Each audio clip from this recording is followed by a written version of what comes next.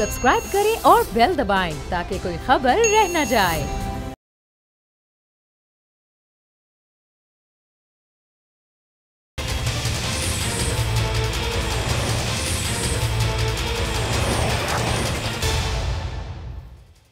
अस्सलाम वालेकुम, आप देख रहे हैं प्रोग्राम बस बहुत हो गया। मैं हूं अरबाब जहांगीर। लंदन से नवाज शरीफ की तकारीर पर नवाज शरीफ और मुस्लिम लीग नून के 40 रहनुमाओं के खिलाफ मुजरिमाना साजिश का मुकदमा दर्ज कर लिया गया।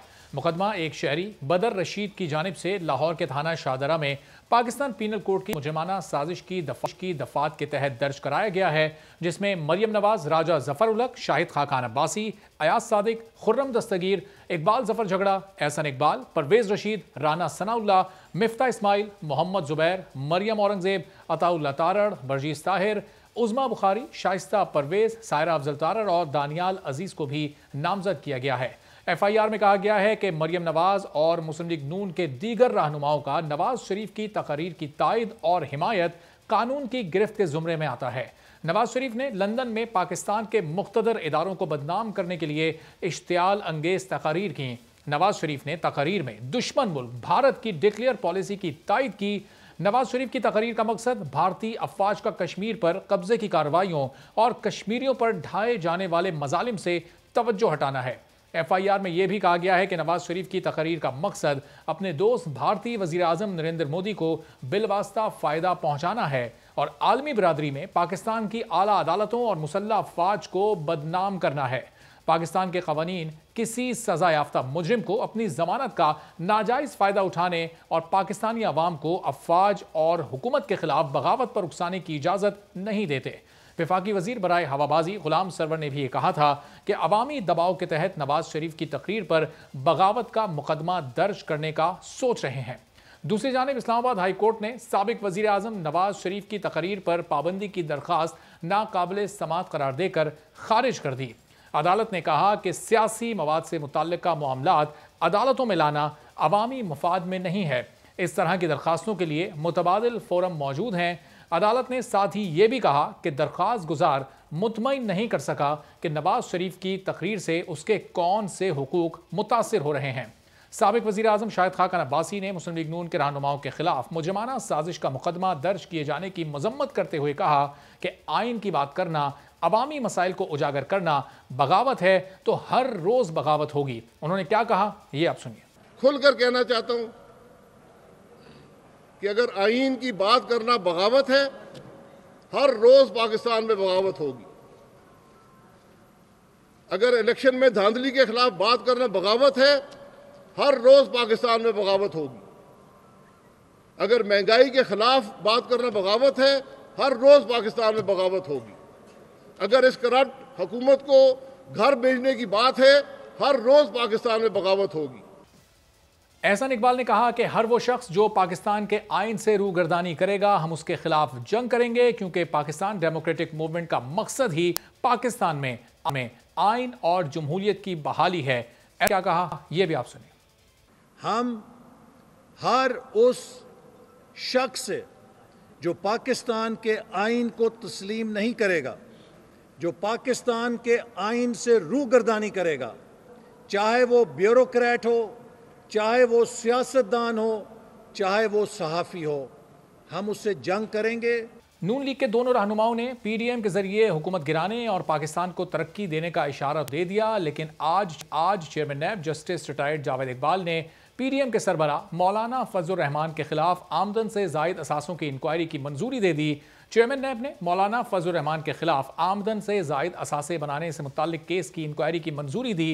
इसके अलावा कैप्टन रिटायर्ड सफदर अमीर मुकाम के खिलाफ भी इंक्वायरीज की मंजूरी दे दी गई है। चंद रोज पहले भी इत्तलात आई थी कि नैब ने मौलाना फजलुर रहमान के खिलाफ इंक्वायरी की मंजूरी दी है, जिसकी नैब ने तरदीद की थी कि फजलुर रहमान के खिलाफ इंक्वायरी का कोई एलामिया जारी नहीं किया। अब अगर मौलाना गिरफ्तार हो गए तो PDM की सरबराही कौन करेगा, और क्या PDM जो पहले ही जलसों की तारीखों पर एक नहीं हो सकी, क्या इस बार अपने ही प्लान के मुताबिक हुकूमत के खिलाफ तहरीक शुरू कर पाएगी?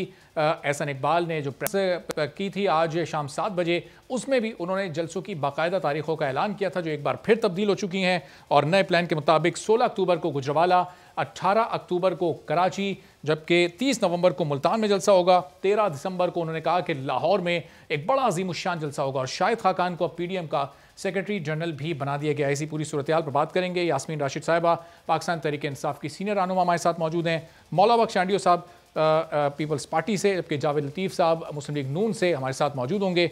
यास्मीन साहबा, गुफ्तगू का आगाज़ आपसे करते हैं। अब ये जलसों का शेड्यूल आ गया है, कई बार ये तब्दील हुए, इसकी क्या वजूहत थी? अब जलसे करने जा रहे हैं। लाहौर में भी जलसा होगा दिसंबर में, कराची में भी 18 को जलसा है। अब हुकूमत तैयार है पीडीएम के जलसों का प्रेशर बर्दाश्त करने के लिए?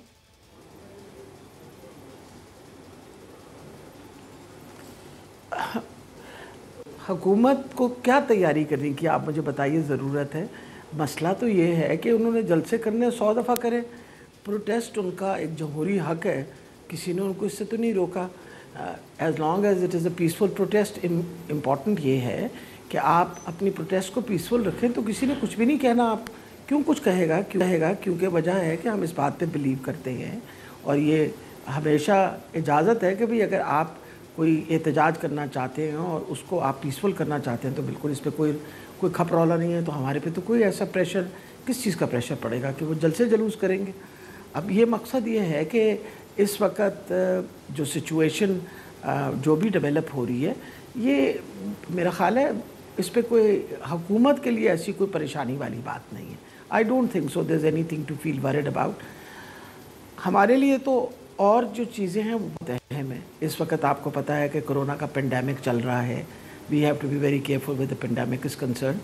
और बाकी वो वाली बात है कि इस वक्त ये डेस्परेशन के जो इस तरह के स्टेप्स हैं, इसका कितना फ़ायदा वो सोच रहे हैं उठा लेंगे। आगे आपको पता है सेनेट की इलेक्शन भी आ रही है। ये सारी तैयारी इसीलिए की जा रही है ताकि सेनेट के से पहले जो शोर व गुल मच सके वो मचे।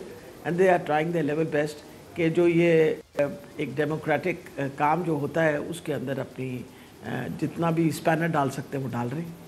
तो यास्मीन साहब, आप कह रही हैं कि कोई हुकूमत को इतनी टेंशन नहीं है, लेकिन एपीसी के बाद मियां नवाज शरीफ की तकरीर के बाद चंद रोज़ पहले जो प्राइम मिनिस्टर इमरान खान का इंटरव्यू भी नशर हुआ एक चैनल पर, उसमें भी उन्होंने सबसे ज़्यादा मियां नवाज शरीफ से मुताल्लिक की बातचीत की। एपीसी के बाद की जो प्लानिंग थी पीडीएम की, उससे मुताल्लिक उन्होंने बातचीत की। तमाम बुज़रा भी, तमाम फेडरल मिनिस्टर्स भी उन्हीं से मुताल्लिक बातचीत कर रहे हैं। अब गद्दारी के सर्टिफिकेट वाली बात भी हो रही है। बदर रशीद साहब ने एक FIR भी दर्ज की। बदर रशीद साहब आपकी पार्टी से ताल्लुक़ रखते हैं, पहले तो ये क्लैरिफाई कीजिएगा सर।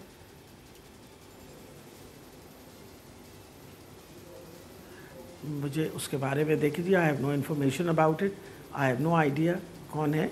लेकिन मतलब अगर होती तो ज़रूर मैं बता देती। रहा जहाँ तक नवाज़ शरीफ का ताल्लुक़, मेरा ख़्याल है सबसे तो ज़्यादा तकलीफ़ मुझे है इस बात की, फ्रैंकली स्पीकिंग, जब वो यहाँ उनकी तबीयत ख़राब थी, आपको पता है किस तरीके से हमने उनका ख्याल रखा और फिर कितना 14 दिन वो हमारे पास रहे। उनका बाकायदा इलाज हुआ।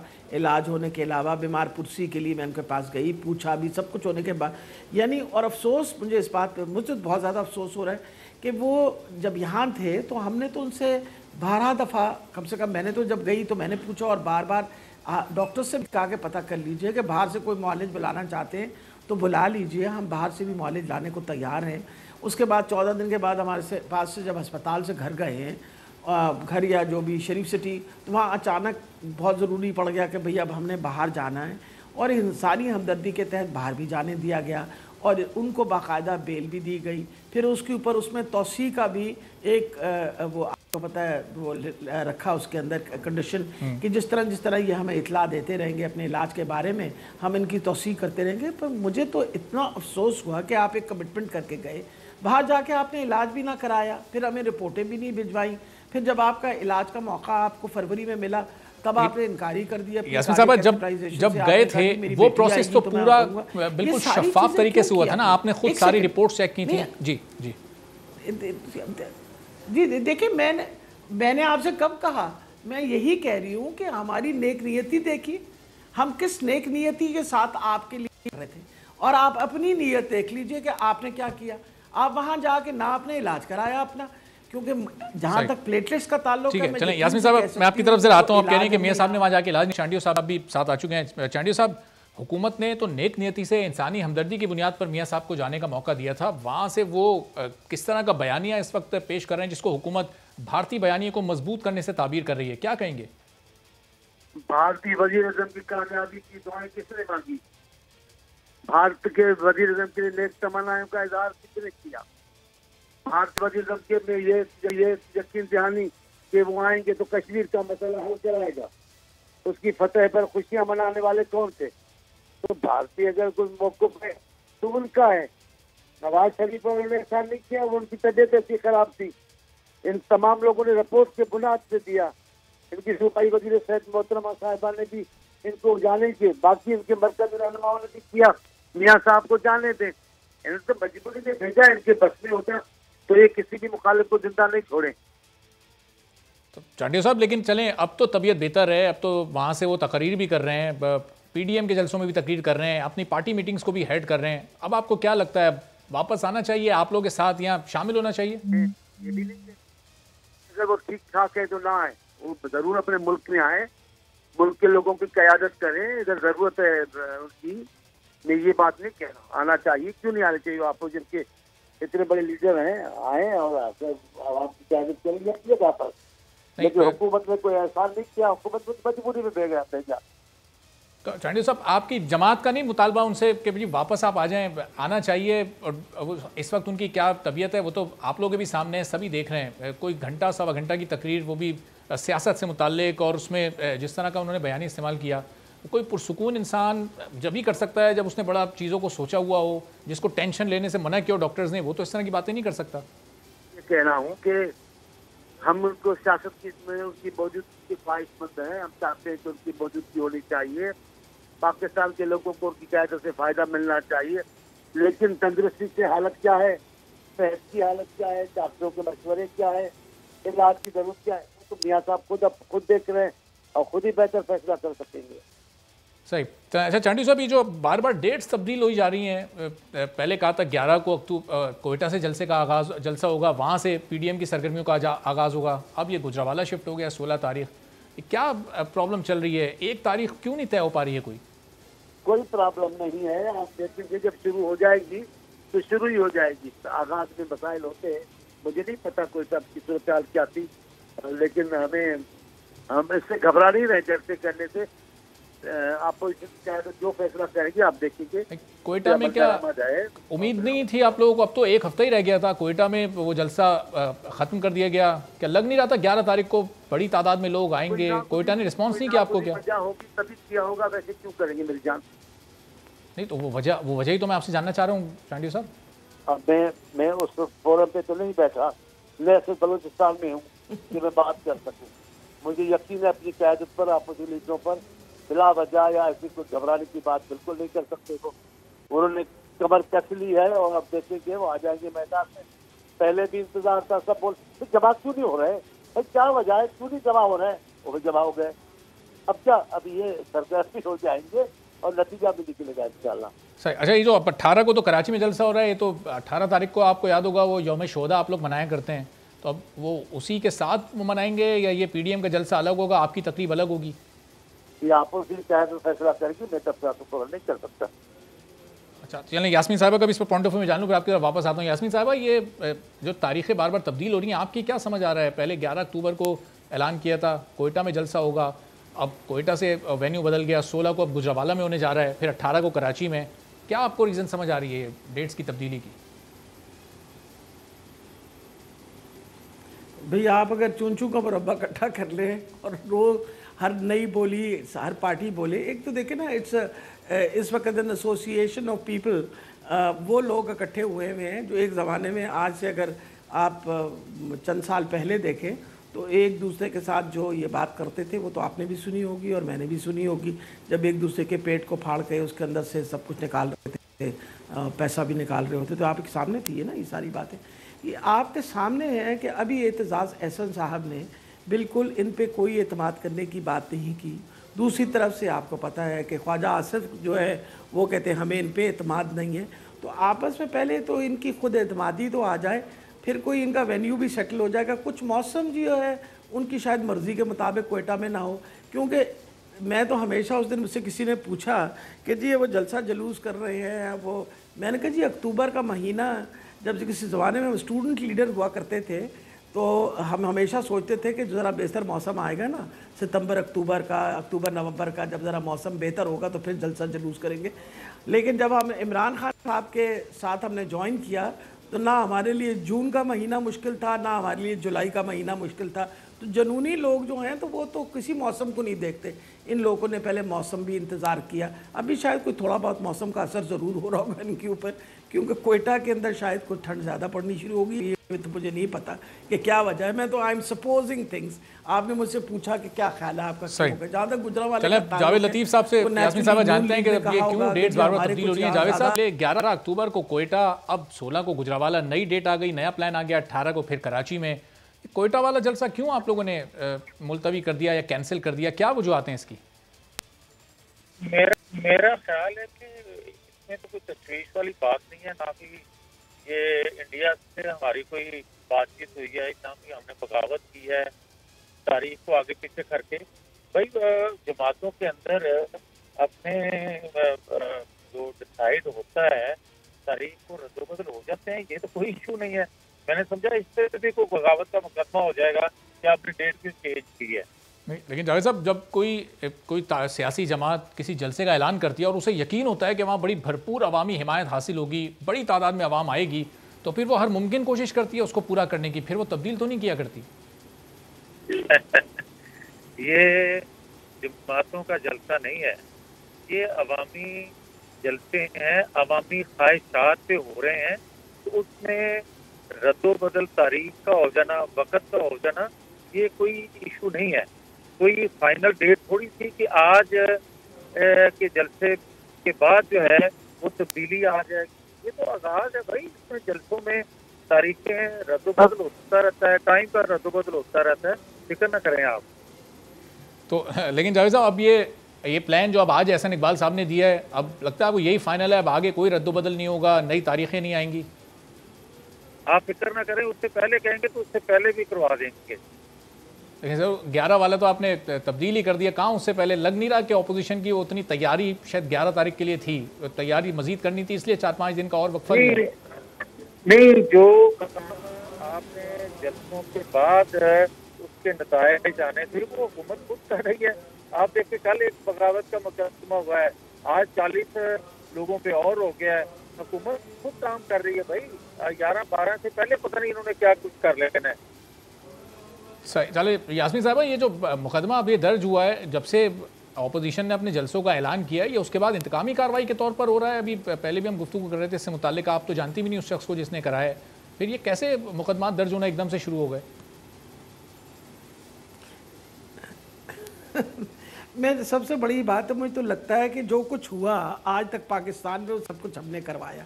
जो हालात इस वक्त जा रहे हैं, आप ये बताइए कि नवाज शरीफ साहब जब डिस्क्वालीफाई हुए तो तब इनकी हुकूमत थी या हमारी हुकूमत थी? हमारी तो हुकूमत नहीं थी, डिस्क्वालीफाई वो हुए।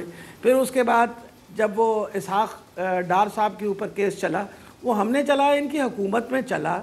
और इसहाक डार को किसने दौड़वाया वहाँ से? वो अपना उस ज़माने में प्राइम मिनिस्टर जो थे। यानी आप अपने फाइनेंस मिनिस्टर को पाकिस्तान से दौड़ा दें, इससे बड़ी बात और क्या हो सकती है? आपके सामने था कि इसहाक डार साहब दौड़ के जो है वो वलायत पहुंच गए।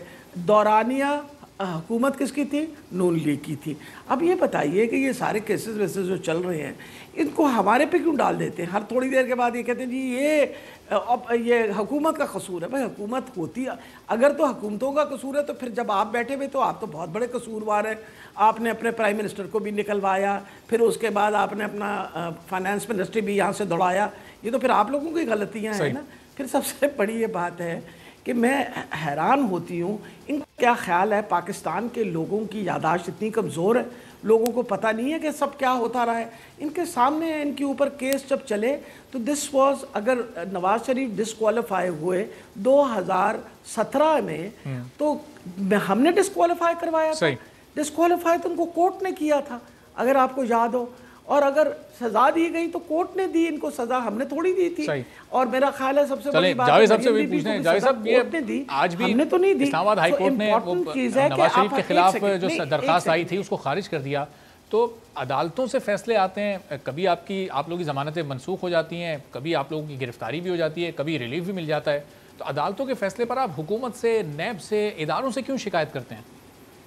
यार मैं आपसे सवाल करता हूँ कि एक गुमनाम बंदा जिसने आज एक दरखास्त दी और उस पर FIR हो गई, बगावत की, उस पर FIR हो गई, गद्दारी की, मुझे ये बताएं कि मशरकी पाकिस्तान से पहले भी उस वक्त जब वो उसे ढका हुआ, उससे पहले भी इस तरह के गद्दारी के FIR नहीं होती थी, इस तरह करप्शन के मुकदमात नहीं बनते थे, और मशरकी पाकिस्तान हमसे अलग हो गया, मगर हमने सीखा कुछ नहीं है।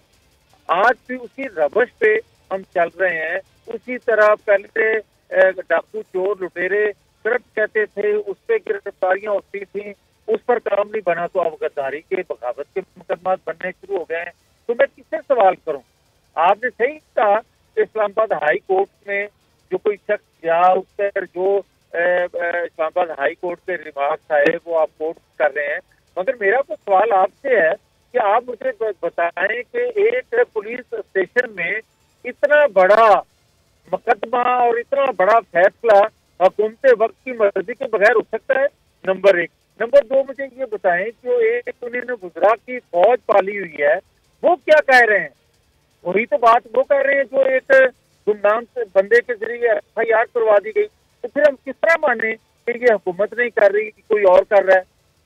ये तरीका ठीक नहीं है। आप मुकदमात बनाए, आप करप्शन के मुकदमात बना रहे थे 2 सालों से, आप लोगों को गिरफ्तार कर रहे थे 2 सालों से, उसी में लगे रहे हैं।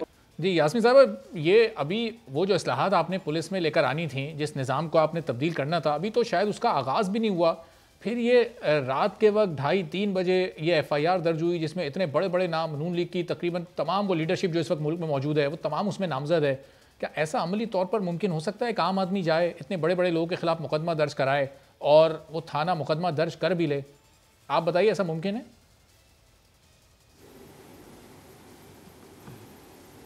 मेरा ख्याल है ये तो आपको थाने वालों से पूछना चाहिए और पुलिस वालों से पूछिए, तो कोई इतराज़ नहीं, आप किसी से भी पूछिए।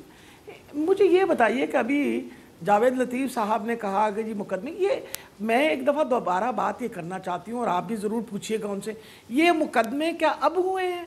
ये जो सारे करप्शन के मुकदमे ये अब हुए हैं? ये तो अभी नहीं हुए ना, ये तो चले आ रहे हैं इनके ऊपर। और इन्होंने मुकदमे देखे जरदारी के ऊपर चले, यास्मीन साहब, इन लोगों को एतराज़ गिरफ्तारियों पे जो अचानक से APC के बाद शहबाज शरीफ साहब को गिरफ्तार कर लिया गया। एक सेकंड जी, एक मिनट, आप मुझे एक बात बताइए, अचानक किसी चीज़ का काम नहीं, जून के महीने से 8 दफ़ा उनकी बेल जो है उसको एक्सटेंशन मिली, जून के महीने ऑनवर्ड 8 दफ़ा। बेल की एक्सटेंशन कौन देता है? कोर्ट देता है। या तो ये कह रहे हैं कि कोर्ट्स गलत काम कर रहे हैं, लेकिन या तो ये कहे ना, खुल के कहे कि भाई कोर्ट्स हमारे खिलाफ काम कर रही हैं, वो तो कहते नहीं है। हम तो कोर्ट ने किया है ना, हमने तो कुछ भी नहीं किया। अगर कोर्ट ने पहले जब उनको बेल उनकी एक्सटेंड की तो हमने तब भी कोई बात नहीं कही, अब अगर उन्होंने बेल उनकी एक्सटेंड नहीं की तो इसमें हम कसूरवार हो गए। ये मुझे कभी आज तक इनकी मंतक समझ नहीं आती कि अगर तो इनकी मर्जी के मुताबिक काम हो तो फिर काम ठीक है, अगर मर्जी के खिलाफ हो तो हुकूमत जिम्मेवार है। अभी देखिए ना, इलेक्शन के अंदर जो ये सीटें जीते वो तो बिल्कुल ठीक जीते हैं, जो हमने जीती हैं वो गलत। लेकिन यास्मीन साहब, ये फवाद चौधरी साहब को, अली जैदी साहब को, फैसल वार्डर साहब को ये पहले से कैसे पता चल जाता है? ये लोग ट्वीट्स करना शुरू कर देते हैं, ये लोग बताना शुरू कर देते हैं कि अब वो गिरफ्तारियां होने वाली हैं, गिरफ्तारियां होनी चाहिए, फिर इस तरह की FIRs भी दर्ज हो जाती हैं, तो फिर इसलिए सवालात खड़े होते हैं। मेरा ख्याल है जहाँ तक ये सवालात का ताल्लुक़ है, जिनका नाम लिया, आप ज़रूर उनसे पूछिए, आपके प्रोग्राम्स पे भी वो आते हैं और ना वो कभी इनकार करते हैं कि जब आप उनसे कोई सवाल पूछना चाहते हैं तो वो जवाब ना दें। मैं जहाँ तक अपनी ज़ात का ताल्लुक़ है, हर चीज़ का जवाब देने को तैयार हूँ, लेकिन मैं अभी जो इस सिचुएशन की बात कर रही हूँ कि क्यों अपोजिशन बार बार जो है वो कोशिश कर रही है कि हुकूमत के ऊपर ये अपना सारा वज़न डाले। भाई मैंने आपको एक सिंपल बात पूछी ना कि नवाज़ शरीफ हमारी हुकूमत में निकाला गया था, भाई इनकी अपनी हुकूमत थी तो तब क्या किया था? इन्होंने करवाया था। और फिर अगर उसके बाद इसहाक डार को दौड़वाया तो क्या हमने दौड़वाया? और अगर एब्सकॉन्डर या मफरूर करार दिया तो हमने करार दिया। It has been done by the court. आप इसका मतलब है कॉन्स्टेंटली कंटेम्प्ट ऑफ कोर्ट कर रहे हैं। जब ये कहते हैं कि हुकूमत करवा रही है। मेरा ख्याल है इसके ऊपर कोर्ट को एक ज़रूर एक्शन लेना चाहिए इस बात पे कि आप जो डिसीजंस ले रहे हैं उन सारों को ये कह रहे हैं कि ये मैनिपुलेटेड डिसीजन। ठीक है, चलें यास्मीन साहब, पॉइंट आपका आ गया। एक छोटा सा ब्रेक लेते हैं। हमारी कोर्ट्स ब्रेक के बाद जब वापस फिर ये जो जलसे जुलूस हो रहे हैं, क्योंकि पाकिस्तान में कोरोना की दूसरी लहर भी आहिस्ता आहिस्ता आ रही है, क्या इन जलसों से कोरोना नहीं फैलेगा? कल पीपल्स पार्टी ने कराची में रैली निकाली, MQM ने हैदराबाद में रैली निकाली, 16 अक्टूबर को भी जलसा होने जा रहा है गुजरावाला में, जो कि PDM कर रही है और बड़ी तादाद लाने का उसमें दावे भी किए जा रहे हैं। एक ब्रेक के बाद बात करेंगे कि इन जलसे जुलूसों से क्या मुल्क में कोरोना नहीं फैलेगा। After the break.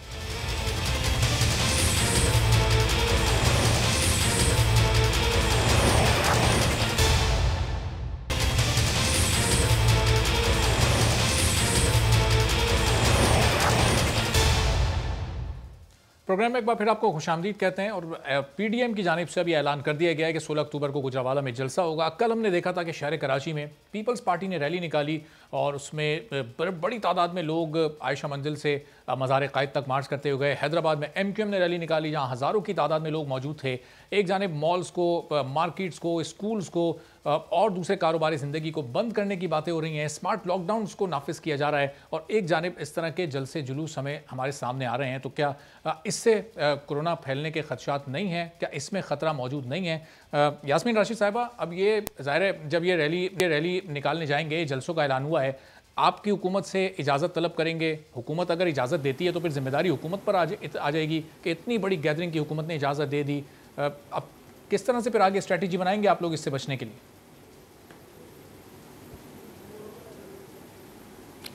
मेरा तो ये ख्याल है कि ये जब इजाज़त लेंगे तो उसके बाद जो भी हुकूमत कहेगी, मैं बतौर हेल्थ मिनिस्टर उनकी ज़रूर उनसे इल्तिजा करूँगी कि आप ज़रूर जल्द से जलूस करिए, मास्क पहन लीजिएगा, आपकी बड़ी मेहरबानी होगी।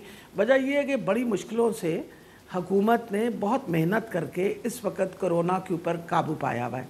अल्लाह की बहुत बड़ी मेहरबानी है कि बाकी मुल्कों के मुकाबले में इस वक्त पाकिस्तान के हालात बहुत बेहतर हैं। ख़ास तौर पे पंजाब में तो वैसे ही सिचुएशन बाकी अपना प्रोविंसेस से बहुत बेहतर है, ख़ास तौर पे सिंध से। और सिंध में कल जो वो 2 रैलीज़ निकाली हैं उनका नुकसान ज़्यादा होगा। मुझे दुख होता है कि मुराद साहब जो हैं, मुराद शाह साहब, वो रोज़ाना वो नंबर ऑफ़ कोरोना केसेस, हाँ जी, मुराद अली शाह साहब रोज़ाना कोरोना के केसेस भी गिन रहे होते हैं और कितने लोग पॉजिटिव हुए हैं, और उसके बावजूद अगर उन्होंने जलसे का इजाज़त दी तो ये फिर उन्होंने सोच समझ के दी होगी। जहाँ तक यहाँ का ताल्लुक है, इस वक्त पंजाब के अंदर तो हमारे पास टोटल तादाद जो नए डिटेक्ट हुए मरीज़ वो 129 हैं। और मैं एक बात आपको डेफिनेटली बता दूं, बड़ी तकलीफ़ हुई है। मुझे तो ये लगता है कि शायद नून लीग को इस बात का बड़ा गम लगा है कि कंट्रोल क्यों हो गया कोविड, क्योंकि ये सोच रहे थे कि शायद कोविड की वजह से बिल्कुल ही तबाही हो जाएगी। अल्लाह ने बहुत बड़ी मेहरबानी की है, इस वक्त कोविड जो है। यास्मीन साहब, आपने कहा कि मास्क पहने, चले मास्क को ग्लव्स पहन भी लिए, तो वो जो सोशल डिस्टेंसिंग वाला मामला है, 6 फीट दूर आपने जो रहना है दूसरों से, इन जलसों में तो 6 इंच के फासले पे कोई नहीं है। अभी हम जब आप गुफ्तगू कर रही हैं, पीपल्स पार्टी के जलसे के मनाजिर भी दिखा रहे हैं, MQM के जलसे के मनाजिर भी दिखा रहे हैं, तो लोग एक दूसरे के साथ बगलगीर भी हो रहे हैं, करीब करीब बैठे हुए भी हैं। तो क्या ये सिर्फ मास्क, सिर्फ ग्लव्स बचा पाएगा इन लोगों को आपस में? मेरा ख्याल है, मैं तो डर के मारे अब कोई और बात नहीं कहूँगी। वजह यह है कि पहले एक दफ़ा बात कर दी थी तो सारे लोग मुझसे नाराज़ हो गए थे। ये देखिए, सोच समझ के आप ये सोचिए कि एक बहुत बड़ी वबा है जिसमें एक बहुत बड़ी बड़ी इकॉनमीज़ दुनिया की जो हैं वो इस वक्त उन पे असर हुआ है, जिसमें चाहे अमेरिका ले लें, आप वेस्टर्न यूरोप ले लें, आप ब्राज़ील ले लें, आपके हमसाए में मुल्क के अंदर इंडिया का क्या हाल हुआ है इस वक्त। पाकिस्तान पे अल्लाह ताला ने अपनी बहुत बड़ी मेहरबानी की है। आपने जो भी करना है सोच समझ के करिएगा, क्योंकि मौसम की तब्दीली के साथ हमें बहुत ख़तरा है कि ये वबा जो है मज़ीद रीसर्ज ना करे। रीसर्जेंस जो है उसका ख़तरा तो है, और इसके बारे में प्राइम मिनिस्टर साहब ने ऑलरेडी आज, अगर आपने फ्रंट पेज की हेडलाइंस थी कि उन्होंने कहा है कि रीसर्जेंस का ख़तरा है, आप मेहरबानी करके सब मास्क पहने, हिफाजती तदाबीरें लें।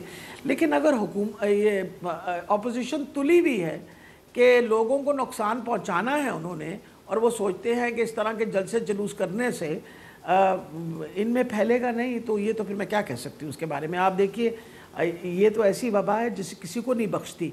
आप देख लें, डोनाल्ड ट्रंप जो है, जो बहुत शोर मचा रहा था, उसको भी हो गई। सही, लेकिन तो अब यास्मीन साहब, अब बुनियादी सवाल ये है कि पंजाब गवर्नमेंट से अगर इजाज़त तलब की जाती है इन जलसे जुलूसों की, तो पंजाब गवर्नमेंट इजाज़त देगी या नहीं? आपकी नज़र में देनी चाहिए या नहीं? आपकी क्या राय? देखिए मेरा तो ख्याल है वो क्योंकि बहुत उनमें आई हुई है प्रोटेस्ट की, वो बहुत शौक आया हुआ है, क्योंकि नवाज़ शरीफ साहब को सख्त परेशानी लगी हुई है कि किसी तरीके से अपनी बेटी की लॉन्चिंग को प्रॉपरली कर लें और इसी तरह जलसे जुलूसों से करेगी, तभी तो इन्होंने they have tried to pick up Gujranwala. मकसद ये है कि मैं अगर मेरे पास डिसीजन तो मैं कहूँगा ज़रूर करिए, सोशल डिस्टेंसिंग करके कर लीजिए। लोगों ने करते हैं, सोशल डिस्टेंसिंग हो सकती है। खाना काबा के इर्द गिर्द इस वक्त तवाफ़ हो रहा है, सोशल डिस्टेंसिंग के साथ हो रहा है। आप लोगों ने जलसा जुलूस करना है, करें, सोशल डिस्टेंसिंग के साथ करें, मास्क पहन के करें, ग्लव्स पहन के करें, क्योंकि खुदा न खास्ता अगर ये वबा लगी तो आपके अपने लोग जो हैं उसके अंदर असरअंदाज होंगे, तो आप हिफाजती तदाबीरें ज़रूर इख्तियार करें। मैं तो बतौर लोगों की ज़िंदगी को महफूज करने के लिए हुकूमत कोई बोल्ड स्टेप लेने को तैयार नहीं है। जी मेरा ख्याल है ये I am not in a position, this all decisions will be taken by the home department and the chief minister, वही लेंगे डिसीजन। लेकिन मैं जो जिम्मेवारी मेरे पास है मैं उसके बारे में तो जिक्र कर सकती हूँ ना। बोल्ड डिसीजन अगर वो लेंगे, whatever decision they take, मेरी तरफ से तो ये इल्तिजा है सबको, बल्कि मिन्नत है कि खुदा के लिए अपना हिफाजती तदाबीरें इख्तियार करें। इस वक्त शुक्र है खुदा का कि वबा काबू में है। खुदा न खास्ता इस तरह की हरकतों से ये ना हो कि दोबारा एक वबा आ जाए। और जो मुश्किल से इस वक्त हालात बेहतर हो रहे हैं इस मुल्क के, आपकी इकॉनमी चल पड़ी है, स्कूल खुल गए हैं, कॉलेजेस खुल गए हैं, we are coming back to normal, ये ना हो ये सारी नॉर्मलिटी ख़त्म हो जाए और मुल्क को बहुत बड़ा नुकसान हो जाए। सही। अच्छा यास्मीन साहब, मियां नवाज़ शरीफ वाले मामले पे जो हम गुफ्तगू कर रहे थे, जब खान साहब अब ये कहते हैं, प्राइम मिनिस्टर इमरान खान साहब के वज़ीर आज़म में जुल दे के चले गए, यहाँ तो ये बात हो रही थी नवाज़ शरीफ की कि अब उनकी जान जाने वाली है, तब जाने वाली है, तो उनकी बातों से ऐसा लगता है कि जैसे नवाज़ शरीफ पूरे सिस्टम को बेवकूफ़ बना कर चले गए। जो अदालती रिमार्क्स आए थे वो भी यही थे कि नवाज़ शरीफ वहाँ बैठकर सिस्टम पर हंस रहे होंगे। तो पंजाब गवर्नमेंट से उस वक्त कहीं गलती हो गई, आप लोग कहीं चूक गए, या वो वाकई उस वक्त जेन्युइन बीमार थे? एक कन्फ्यूजन है कि इसको कैसे क्लियर करेंगे?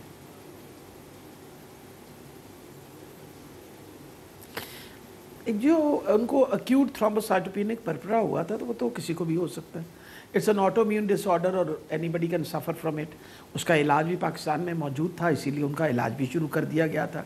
हमारे पास तो वो लो प्लेटलेट काउंट की वजह से आए थे, और लो प्लेटलेट काउंट के बारे में जब हमने एक्सक्लूड कर दिए सारे और कॉजेज़ जैसे डेंगू वगैरह थी, तो फिर हमें इस कंक्लूजन में पहुँचे कि इनको इडियोपैथिक थ्रोम्बोसाइटोपेनिक परपरा है। उसकी ट्रीटमेंट शुरू हुई और दौरानिया उनकी जो यहाँ स्टे थी, उस दौरानिया में उनकी प्लेटलेट्स में इम्प्रूवमेंट आ गई थी और वो स्टेबलाइज हुए थे।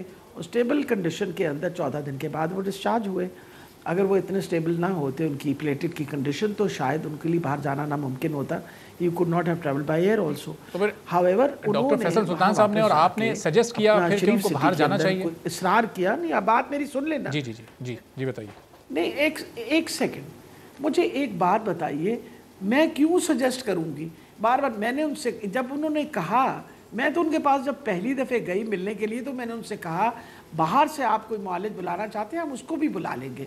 अगर इंसानी हमदर्दी में हम उनको ट्रीटमेंट भी दे रहे हैं, उनकी हर बात सुन के, और उसके बाद जब उन्होंने कोर्ट के अंदर अपनी बेल के लिए अप्लाई किया, हमने तो कभी नहीं कहा था। बाहर नून लीग वाले खड़े रोज़ाना उनको जल्दी जल्दी आगे पहुँचाने की कोशिश कर रहे थे। हमने तो एक दफ़ा भी नहीं कहा। आप मेरी सारी वो देख लें, in all my talks I have said कि इस वक्त उनकी कंडीशन जो है वो स्टेबल है। इस वक्त उनकी कंडीशन स्टेबल है। अब मकसद है बीच के अंदर उनको जो असल मसला है उनका कार्डियक कैथेटराइजेशन का था, क्योंकि उनकी करोटेड आर्टरी जो थी वो भी ब्लॉक थी, और उनकी इस वक्त मतलब बहुत हद तक ब्लॉक थी, और उनके स्टेंट्स का प्रॉब्लम था। उन्होंने कहा जी मैं अपने मुआलिज वहाँ से करवाऊँगा। अब मुझे बताएं, एक इंसानी हमदर्दी के तहत अगर कोर्ट ने और हुकूमत ने उनको इजाज़त दी, तो मुझे तो सबसे ज़्यादा तकलीफ़ इस बात की है कि जब आप तशरीफ़ ले गए वहाँ, तो कम से कम जिस मकसद के लिए गए थे आप वो मकसद पूरा करते। आपको जब कार्डियक कैथेटराइजेशन का टाइम मिला फरवरी के अंदर, और उन्होंने आपको बुलाया अस्पताल में, तो आपने इनकारी की कि जी मेरी बेटी आएगी तो मैं इलाज करवाऊँगा। भाई आप don't you owe something to this country? आप अपने आप को कहते हैं मैं बहुत बड़ी पार्टी का लीडर हूँ, तो आप इंतज़ार सिर्फ ये चाह रहे थे कि बेटी आ जाए वहाँ। आपके 2 बेटे थे वहाँ, इलाज करवा के आपको जल्द आ जाना चाहिए था। अब उसके बाद हमें तो कोई रिपोर्ट ही नहीं दी, हमें क्या पता क्या करवाते रहे। उसके बाद तो यास्मीन साहब फिर वो तो लॉकडाउन हो गया, तो फिर तो वापस आना भी मुमकिन नहीं था, हॉस्पिटलाइज होना मुमकिन नहीं था। उसके बाद की सिचुएशन तो सामने plate no not at all, no no no no no no no नहीं नहीं, not at all, not at all, not at all, please do not say something which is wrong. Covid का lockdown England के अंदर was done as late as May and June। मैं आपको बताती चली जाऊं, अगर आपको बोरिस जॉनसन का सारी बात याद हो तो लोगों ने क्रिटिसाइज ही उसे इसलिए किया था कि लॉकडाउन इनिशियली नहीं हुआ था। और फिर सबसे बड़ी ये बात है कि उन्होंने अपना ट्रीटमेंट अगर कराया और अब उनकी तबीयत बहुत बेहतर है, और हमने तो बार बार कहा प्लेटलेट काउंट ही हमें भेज दें, अगर तबीयत बहुत बेहतर है तो पाकिस्तान वापस तशरीफ लाइए, आए, सियासत भी यहाँ करें और अपनी कोर्ट के केसेस भी भुगतें।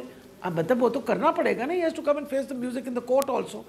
आए, because he is not being, अब तो डिक्लेयर हुए हैं वो मफरूर, उनको वापस आएंगे, उनको जो भी कोर्ट ने कहना वो सुने और उसके बाद अपनी सियासत भी करें और अल्लाह ताला उनको सेहत और लंबी ज़िंदगी भी दे। हम तो चाहते हैं कि अल्लाह ताला उन्हें सेहत दे और वो ज़रूर वापस तशरीफ़ लाएं और जितना जल्दी हो सके वापस तशरीफ़ लाएं। चलिए, बहुत शुक्रिया। यास्मीन राशिद साहब हमारे साथ मौजूद थी। यास्मीन राशिद साहब के साथ मौला बख्श चांडी साहब भी मौजूद थे। एक ब्रेक लेते हैं, ब्रेक के बाद जब वापस आएंगे तो फिर बताएंगे कि अब पुरानी गाड़ी खरीदने पर भी लोगों को टैक्स देना पड़ेगा, कितना टैक्स होगा, किस गाड़ी पर कितना टैक्स देना पड़ेगा। एक ब्रेक के बाद बात होगी।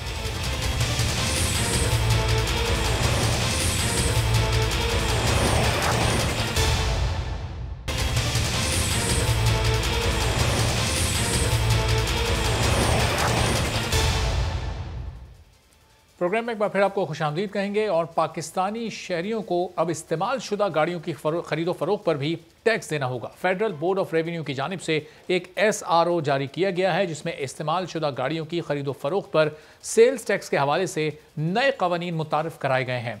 FBR के मुताबिक ये नया कानून सिर्फ पुरानी गाड़ियों को रिकंडीशन हालत में फरोख्त करने पर आयद होगा और पुरानी गाड़ियों की मुकम्मल कीमत खरीद के बजाय सिर्फ मुनाफे पर 17% सेल्स टैक्स वसूल किया जाएगा।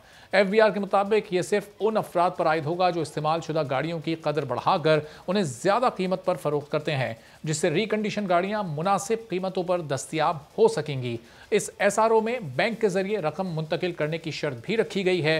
FBR के मुताबिक अगर इस्तेमाल शुदा गाड़ी की फरोख्त पर मुनाफा नहीं बल्कि नुकसान होता है तो ये टैक्स अदा नहीं करना पड़ेगा। लेकिन कई टैक्स उमूर माहिरीन के ख्याल में इस इक़दाम से इस्तेमाल शुदा गाड़ियाँ मज़ीद महंगी हो जाएंगी और इन कारों की खरीदो फरोख्त मुतवस्सित तबका ही करता है, जिस पर उसका बोझ बढ़ेगा। और साथ ही ये भी इम्कान जाहिर किया गया है कि अब लोग अपनी इस्तेमाल शुदा गाड़ी को इसकी कीमत से कम जाहिर करेंगे और दूसरे तरीक़ों से गाड़ियों पर मुनाफे को छुपाएंगे भी। इस पूरी सूरत हाल पर बात करेंगे, लेकिन पहले कार डीलर्स इस बारे में क्या कहते हैं ये आप देखिए। तो कार डीलर्स की आपने गुफ्तगू सुनी जिन्होंने कहा कि गाड़ी खरीदते वक्त भी वो टैक्स देते हैं, जब वो गाड़ी अपने नाम करवाने जाते हैं यानी रजिस्ट्रेशन के वक्त उस वक्त भी उन्हें टैक्स देना पड़ता है। और उनका यही कहना है कि ये टैक्स मैन्युफैक्चरर्स पर होना चाहिए, डीलर्स पर नहीं होना चाहिए। All Pakistan motor dealers association के चेयरमैन इस वक्त हमारे साथ मौजूद हैं HM शहजाद साहब, और टैक्स एक्सपर्ट अली रहीमो साहब भी हमारे साथ मौजूद हैं। शहजाद साहब, पहले ज़रा आपकी तरफ आते हैं। ये अब जो ये नया टैक्स है बताइएगा, ये गाड़ी खरीदने वाले को भी देना होगा, बेचने वाले को देना होगा, ज़रा सिचुएशन को थोड़ा सिंप्लीफाई कीजिएगा। देखिए, ये टीवी पर और बहुत सारे प्रिंट मीडिया पे ये बात चल रही है। मेरे ख्याल लोगों को इस चीज़ की समझ नहीं पड़ी कि आया FBR ये किन लोगों के ऊपर टैक्स डालने जा रहा है। बेसिक ये टैक्स जो जा रहा है ये उन इदारों पर जा रहा है जो ऑलरेडी रजिस्टर्ड हैं, या मिसाल के तौर पे एक बड़ी कंपनी है, फर्ज कर लें कि एक नेशनल शिपिंग कंपनी है, अगर वो अपनी कोई गाड़ी बेचती है और अगर वो प्रॉफिट पे बेचती है तो वो मिसाल के तौर पर 18 लाख की गाड़ी है और अगर 20 लाख पर बेचती है तो वो जो 2 लाख है उसके ऊपर वो 17% देगी। लेकिन अगर वही गाड़ी अगर वो नुकसान में बेचती है तो उस पर कोई टैक्स नहीं है। अच्छा, अमूमन ये कहा जा रहा है कि जी कार डीलर्स पे ऊपर ही इसका टैक्स आ रहा है, तो मेरी अपनी मालूमात के मुताबिक या जो मेरे अपने ज़राए हैं, इस किस्म की कोई प्रैक्टिस नहीं है। ये एक मतलब बगैर सोचे समझे लोगों ने स्टेटमेंट दे दिए हैं जो समझ से बाहर है। तो शहजाद साहब, अभी बात जो भी हो रही है, शहजाद साहब आप ये कह रहे हैं जो नॉर्मल जो मार्केट्स में जो शोरूम्स होते हैं, लोग वहाँ से गाड़ियाँ खरीदते हैं, वहाँ जाकर गाड़ियाँ बेचते भी हैं, उन डीलर्स पर इसका इतलाक नहीं हो रहा, वहाँ पर ये खरीदो फरोख्त बगैर इस टैक्स के चल सकती है? जी बिल्कुल ऐसा ही है। देखें, जब गाड़ी ब्रांड न्यू कंपनी से निकलती है वो ऑलरेडी सेल टैक्स पे करके निकलती है, या इंपोर्टेड गाड़ी चाहे वो ब्रांड न्यू हो या यूज हो, जब वो पोर्ट पर पहुंच के जब गाड़ी क्लियर होती है तो कस्टम ऑलरेडी उसके ऊपर ड्यूटी सेल टैक्स ले लेता है। तो ये उनके ऊपर बात नहीं हो रही, ये बात हो रही है उन मल्टीनेशनल्स कंपनी या वो इदारे जो सेल टैक्स में रजिस्टर्ड हैं, अगर वो अपनी गाड़ियों की खरीदो फरोख्त करते हैं तो उसके ऊपर ये होगा। चलें अली रहीम साहब से भी ज़रा उनका ओपिनियन भी जान लेते हैं। अली साहब, तो शहजाद साहब ने बहुत हद तक सिचुएशन को क्लियर कर भी दिया, ज़रा आप भी ये फरमाइएगा कि ये टैक्स सिर्फ उन कंपनीज पर होगा जो मल्टीनेशनल हैं, जो पहले रजिस्टर्ड हैं, जो आम जो शोरूम मालकान हैं, जो कारोबार करते हैं गाड़ियों का खरीदो फरोख्त, उन पर ये लागू नहीं होगा, ऐसा ही है? बिस्मिल्लाहिर्रहमानिर्रहीम। देखिए, पहली बात तो ये कि ये जो जहाँ तक सेल्स टैक्स का ताल्लुक है, सेल्स टैक्स का जो मोड है वो वैट का मोड में है। वैट मोड जरा आपको थोड़ा सा समझना होगा जी। वैट मोड में ये होता है कि एवेंचुअल कंज्यूमर या यूटिलाइज जो करेगा उसके ऊपर ये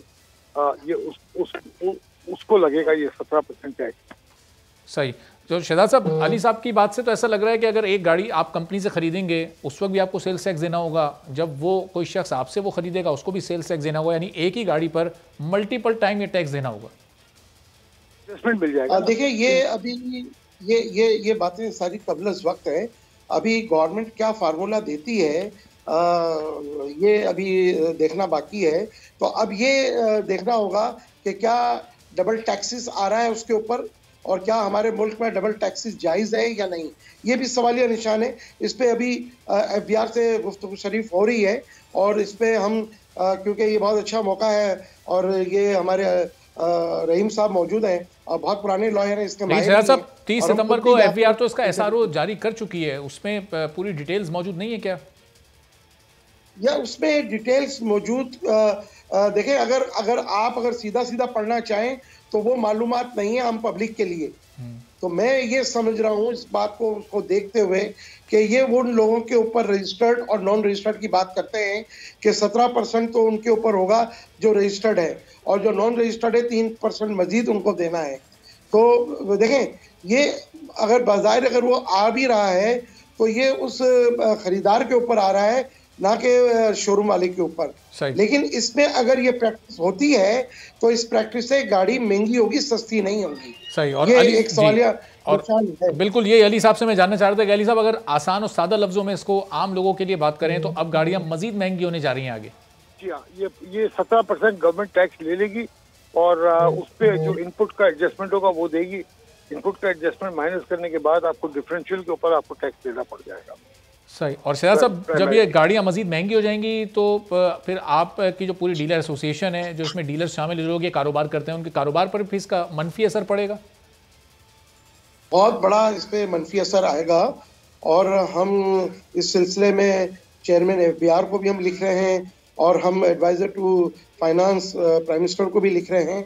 बात यह कि देखें, पहले ही हमारे ऊपर जो है वो सेल टैक्स जो है वो पहले ही लागू हो चुका है, और वो एक अभी प्रॉब्लम में हम चल ही रहे हैं कि ऊपर से ये गवर्नमेंट की तरफ से आ गया है। इसकी अभी वजाहत बहुत ज़रूरी है FBR की तरफ से। और शहजाद साहब, क्या इसको अदालत में चैलेंज करने का इरादा आप लोग रखते हैं? चूंकि कारोबार पर आपके मनफी असर पड़ना है, तो कुछ ऐसा सोच रही है एसोसिएशन? मैं बिल्कुल इस तरफ भी हमारे लोग बैठे हुए हैं, इस बात को देख रहे हैं, समझ रहे हैं। अगर गवर्नमेंट पे अगर हमारा टेबल टॉक हो जाता है, वरना फिर हम जो है इसको चैलेंज करेंगे कोर्ट में। सही। और अली साहब, अब जाहिर है क्योंकि आपको क्लियर कर दूं एक बात। जी अली साहब, कि अभी इसका जो ये अभी चूंकि ये अभी लागू करने वाले हैं या लागू कर चुके हैं, तो मगर इसका अभी क्लैरिफिकेशंस आना बाकी है। एक दफा क्लैरिफिकेशन आ जाए तो बहुत सारी चीजें क्लियर हो जाएगी। सही। लेकिन अली साहब, जब भी कोई इस तरह का नया टैक्स हुकूमत लगाती है तो जाहिर है चाहे वो क्लैरिफिकेशन कितनी देर से आए, लेकिन वो चीज़ महंगी होती है। टैक्स लगने से चीज़ सस्ती तो नहीं होनी, आवाम को कोई सहूलत तो नहीं मिलनी, होनी तो चीज़ को महंगा ही है। देखिए, प्रॉब्लम ये है ना कि आप अगर ये समझे कि महंगी नहीं होगी गाड़ियाँ तो वो गलत बयानी हो जाएगी। महंगी तो ज़रूर होगी गाड़ियाँ, मगर एवेंचुअल इफेक्ट जो पड़ेगा ना वो डिफरेंशियल का पड़ना चाहिए।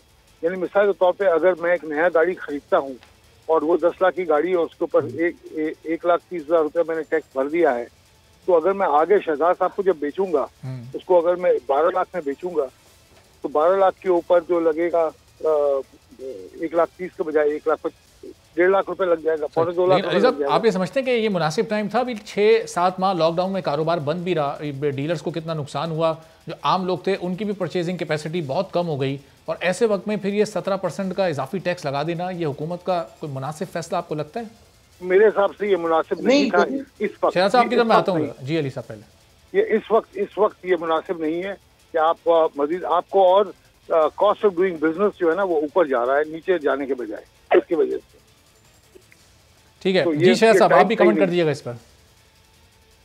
देखें, ये बिल्कुल नामुनासिब था, और ये पिछले 7 महीने हम जो है लॉकडाउन में बंद रहे हैं। हुकूमत को ये देखना चाहिए था कि इन हालात के अंदर। बहुत शुक्रिया आप दोनों का। और दोनों ये कह रहे थे कि ऐसे मौके पर, जबकि एक तवील अरसा लॉकडाउन में भी कारोबार बंद रहा, और उसके बाद हुकूमत के फैसले ऐसे होने चाहिए थे जो कि आवाम दोस्त हों, आवाम को सहूलत फराहम करें। ऐसे मौके पर 17% इजाफी सेल्स टैक्स इसका लागू कर दिया गया, SRO इसका जारी हो चुका। गो कि इसकी मजीद डिटेल्स अभी आना बाकी हैं। आज के प्रोग्राम से इजाज़त दीजिए, अल्लाह।